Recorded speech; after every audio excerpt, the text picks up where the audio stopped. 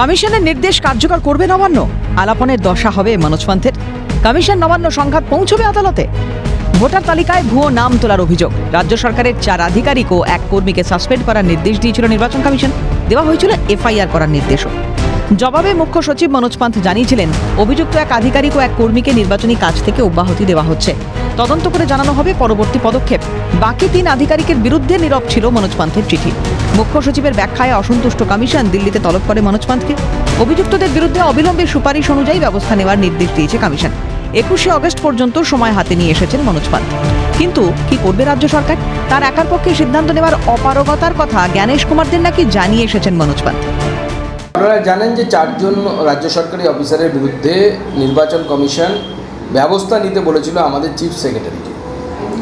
Chief secretary সেটা মুখ্যমন্ত্রীর চাপের জন্য নিতে পারেননি। এই বিষয়ে আমাদের কোনো সন্দেহের অবকাশ নেই। মুখ্য সচিব ব্যবস্থা নিতে চেয়েছিলেন, আমাদের কাছে যা খবর আছে। জ্ঞানেশ কুমার 1988 ব্যাচের কেরল ক্যাডারের অবসরপ্রাপ্ত আইএএস। তার দক্ষতা প্রশ্নাতীত। কাশ্মীরের 370 ধারা বিলোপের সময় তিনিই ছিলেন কেন্দ্রের স্বরাষ্ট্র সচিব। মুখ্য নির্বাচন কমিশনার হিসেবে তার সক্রিয়তা এবং তাকে ঘিরে বিতর্ক ঘুরে ফিরে মনে করিয়ে দিচ্ছে টিএন সেশনের কথা। 1991 সালের আইএএস মনোজ পান্থের দক্ষতাও প্রশ্নাতীত। ইউপিএ জমানায় ছিলেন অর্থমন্ত্রী প্রণব মুখোপাধ্যায়ের ব্যক্তিগত সচিব। পরবর্তীকালে ওয়াশিংটনে বিশ্বব্যাংকের সদর দপ্তরে তিনিই ছিলেন নয়াদিল্লির প্রতিনিধি। তার অবসর নেওয়ার কথা ছিল গত জুনে। নবান্নের অনুরোধে তার কার্যকালের মেয়াদ আরও 6 মাস বাড়িয়েছে কেন্দ্র। সেই এক্সটেনশনের সময়কালেই মনোজ পান্থ কি জড়িয়ে পড়ছেন নির্বাচন কমিশন নবান্ন সংঘাতের মাঝে? স্মরণে এনে দিচ্ছে রাজ্যের প্রাক্তন মুখ্য সচিব আলাপন বন্দ্যোপাধ্যায়ের কথা। সেই সময়ও তিনি ছিলেন এক্সটেনশনে।